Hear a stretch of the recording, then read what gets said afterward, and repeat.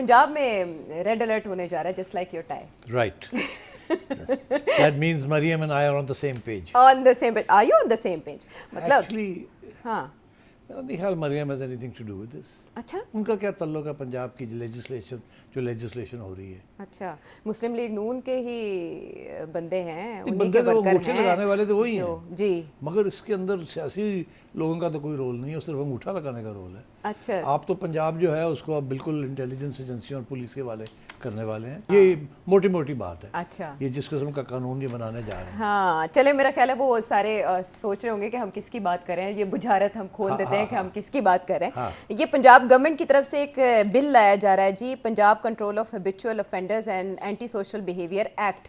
आज के दिन यानी कहा जा रहा था कि इसको मंजूर करा लिया जाएगा पंजाब असेंबली से, और ये बिल्कुल उसी बिल की तरह जिस पे आप पहले तनकीद कर चुके हैं, कमेटी से ये निकल चुका है. लेकिन ये कानून कब बनता है इसके ऊपर अभी सवालिया निशान है. सेठी साहब, तो वो जो सवाल मैंने आपको तब किया था टेलीकॉम बिल के बारे में पूछते हुए कि आपको कैसा लगेगा कि ऑल ऑफ अ सडन आपका बैंक अकाउंट फ्रीज कर दिया जाए, आपका मोबाइल, आपकी प्रॉपर्टी जब्त कर ली जाए, आपकी एग्जिस्टेंस ऑनलाइन कैंसिल कर दी जाए और फिर उसके बाद आपकी ऑनलाइन मॉनिटरिंग भी हो, इलेक्ट्रॉनिक मॉनिटरिंग भी हो, कैसा लगेगा आपको?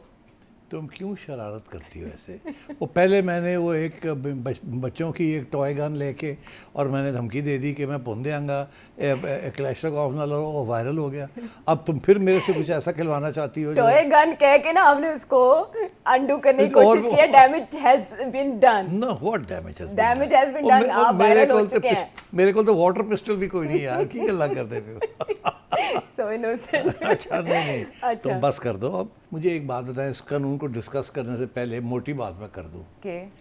मोटी बात यह है कि आप पुलिस और इंटेलिजेंस एजेंसी के हवाले कर रहे हैं जी हर एक चीज़.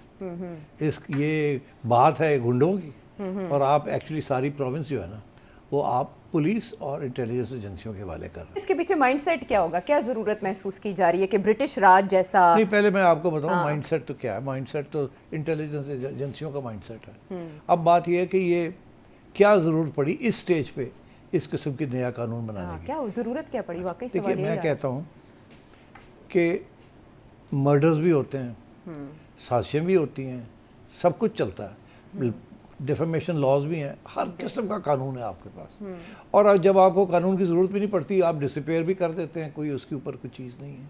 तो मुझे ये बताएं, और जेलों में मुलाकातें कानून के तहत रोकी जाती हैं या क्या? मतलब व्हाट्स गोइंग ऑन? तो अब अगर अब पंजाब जो है वो फेडरल गवर्नमेंट के पीछे दुम की तरह से शुरू हो जाएगा तो यहाँ भी फिर उसी किस्म की सूरत हाल बन जाएगी. तो अब मुझे नहीं समझ आई कि इतने कानून हैं इनके पास किसी की हरकतें बंद करने के लिए, तो अब आप इस किस्म का कानून क्यों ला रहे हैं? मैं इसलिए कह रहा हूँ कि अगली दफ़ा जब शहबाज शरीफ साहब या मरियम साहिबा कोई बाहर जाएंगी ना जी, तो किसी गोरे जर्नलिस्ट के आगे खड़ी होंगी ना तो यही चीज़ें वो निकालेंगी. जैसे पहले इमरान खान के ज़माने में पैमरा और ये चीज़ें निकलती थी और पूछा जाता था तो आगे से जवाब कोई नहीं होता था. तो ये जो कानून बनाने जा रहे हैं, जैसे वो टेलीकॉम्स का कानून है या ये कानून है, इसमें भी उसी किस्म की हरकतें हैं. एक मर्डर जब होता है तो मर्डरर को गिरफ़्तार करके तफ्तीशें होती हैं, फिर कानून चलता है, फिर ये होता है, फिर वो होता है.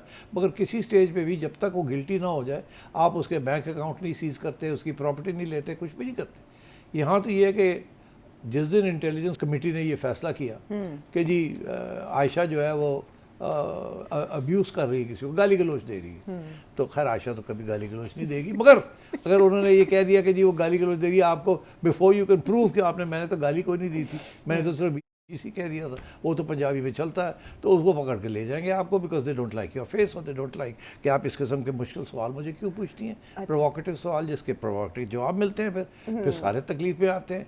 तो आप भी ज़रा सा हाथ हौली रखा करें ना. अब आप जब मुझे ये सवाल पूछेंगे तो मैं फिर वही जवाब दूंगा जो मैंने देना है. अगर नहीं पूछेंगे तो जवाब ही नहीं मिलेगा, तो अल्लाह खैर चला. तो अब बात ये है कि ये क्यों ये कानून किया जा रहा है? क्यों किया जा रहा है बताएं? किसे पाबंद करना है? किसका रवैया ऐसा है कि अंग्रेज़ दौर की याद आ रही है? अंग्रेज़ दौर ने तो पीछे छोड़ गए ना, उन्होंने अंग्रेज़ दौर तो गरीब हो बेचारे, कुछ भी नहीं थी जो है वे.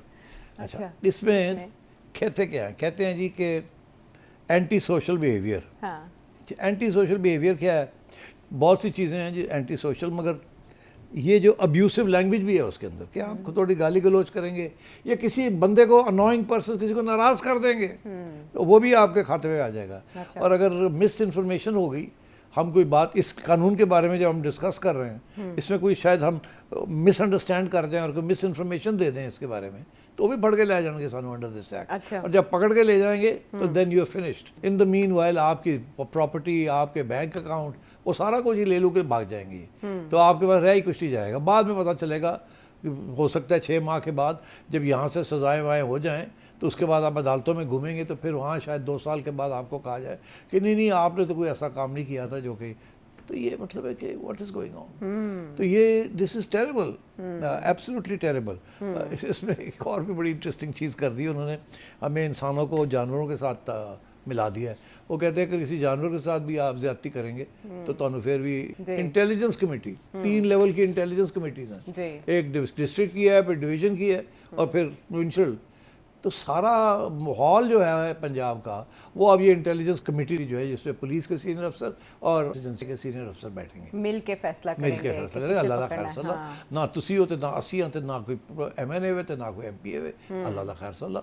सारा कुछ ही साइड दे एक नया दौर पैरेलल सिस्टम एक चलेगा, शुरू हो जाएगा, जिसको जिन्होंने पढ़ना है, जिन्होंने नहीं पढ़ना, जिन्होंने तकलीफ देनी है, शुरू हो जाएगी। ये व्हाट्स गोइंग ऑन, ये कैसे ये पंजाब असेंबली ऐसा एक्ट पास कर सकती है? अपने पाँव पे कुल्हाड़ियाँ मारने जा रहे हैं ये लोग। इतने इनको तकलीफ हो रही है कि जी जो हुक्म आता है वही हमने करना है। तो मुझे तो कोई इतराज़ नहीं है, ख़त्म करें इन असेंबलियों को, let's get on with life. ठीक है जी, क्लैशर का मैं ना कटा तुसी कट गए, आ जाओ और फारग कर दो सारा। क्या है यार ये, व्हाट इज दिस नॉनसेंस?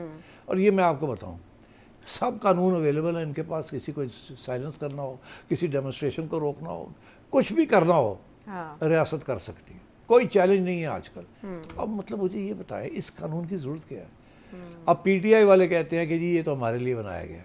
अच्छा, क्योंकि सबसे ज़्यादा गाली गलौज PTI वाले करते हैं।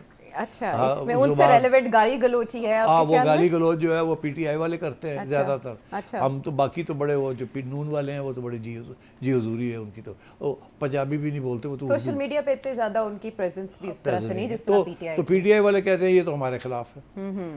तो फिर उसका यही तरीका है कि PTI गाली गलौज करनी बंद कर दे, नहीं तो तरे जाओगे तुसी ਇਹਦੇ ਚ। बाकी चीज़ें छोड़े ना, गुंडागर्दी तो हर चीज़ को आप कह सकते हैं गुंडागर्दी। अच्छा, तो एक तो ये है कि इसके साथ जो इनकी ये नारकोटिक्स है, इसमें कोई गैम्बलिंग में अगर मुलव्विस होता है, वो सब ठीक है ना, या फेक टेस्टिमनी, वो सब ठीक है, वो तो पहले भी कानून में है। तो वो भी मौजूद हैं। और यहाँ इनके लिए हम तो जो प्रॉब्लम हमारे लिए आ रही है कि इसकी ज़रूरत क्या है? ये जो चीज़ आपने कहा गैम्बलिंग, जी आपने कहा जी नारकोटिक्स हो गया, नारकोटिक्स, वो तो यार ऑलरेडी कानून है उनके लिए। तो अब इसमें आपने तो सारा कुछ ही ठोक दिया है। शराब की गैर कानूनी खरीदो फरोख्त अगर वो वैसे ही कानूनी तौर पे बंद है जी, फिर तो इसकी अंदर डालने की क्या जरूरत है? चंदा अगर आप गैर कानूनी तौर पर जमा करते हैं, फ्रॉड वो ऑलरेडी है, फ्रॉड में आ जाता है, वो बड़े सेक्शन है PPC के। तो मतलब इसकी जरूरत क्या है? धमकी है, क्या है ये? तो आपके ख्याल में ये पास हो जाएगा पंजाब असेंबली से? वो तो देखिए कौन अगर कमेटी से निकल गया तो कमेटी के, तो आपको पता है कमेटियों का हाल क्या है। आज ये हुकूमत में बैठे हुए हैं जी, वो दिन किसी न किसी दिन तो वो आना ही आना है ना, जब ये ऑपोजिशन में होंगे, जी। फिर की करोगे तुसी? तो एक सियासी एक नज़म थी, क्या वो नज़म का तर्जमा मैं करके सुनाता हूँ। हाँ। कि जब वो आए मेरे हमसाए को पकड़ के ले गए तो मैं देखता रह गया, मैं चुप रहा। फिर वो आए और मेरे एक दोस्त को पकड़ के ले गए, मैं देखता रहा, मैं चुप रहा। ऐसी चीज़ें चलती रहीं, किसी इधर चुके, अब मैं चुप रहा, मैं देखता रहा। तो जब वो मुझे लेने आए तो कोई मेरे लिए खड़ा होने के लिए तैयार नहीं था। तो ये इनको नून लीग को इस बात को समझ आनी चाहिए ना, ये तो गुजरे हैं इन चीज़ों से और फिर गुजरेंगे। बाय द वे तारीख बड़ी जालिम है जी। तो अगर आपने फाशिज्म बनानी है यहाँ तो आप हुक्मरानों को कहें यार डायरेक्ट कर लो, यदि की ज़रूरत है, क्योंकि जवाब तो आपको असेंबली को देना पड़ता है ना, जवाब तो सिविलियंस को देना पड़ता है। तो इसलिए I think this is a terrible law, इसकी कोई ज़रूरत नहीं है। इनके पास जो चाहे ये ऑलरेडी कर रहे हैं,